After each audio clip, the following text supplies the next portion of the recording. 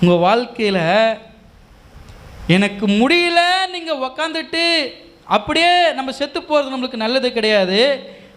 உபத்திரவங்கள், பாடுகள், பலவீனங்கள் வருவது நிமித்தமாக இன்னும் கொஞ்சம் வாழும்படி, இன்னும் கொஞ்சம் ஆசீர்வதிக்கும்படி கர்த்தர் நமக்கிடத்தில் சில காரியங்களை உடைக்கும் பொழுது நீங்கள் அதை ஒப்பு கொடுங்க.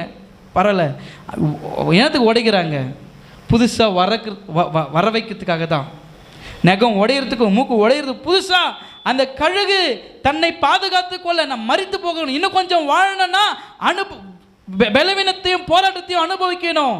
இந்த கழுகு தன்னுடைய வாழ்க்கையில் அப்படிப்பட்ட ஒரு காரியத்தை, கர்த்தர் நேச்சராகவே அப்படிப்பட்ட ஒரு காரியம் உண்டு.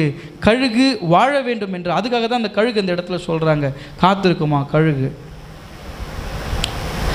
நீங்கள் கூட கழுகு போல சில காரியங்களுக்காக காத்திருக்கிறீங்கன்னா அது உயர பறக்க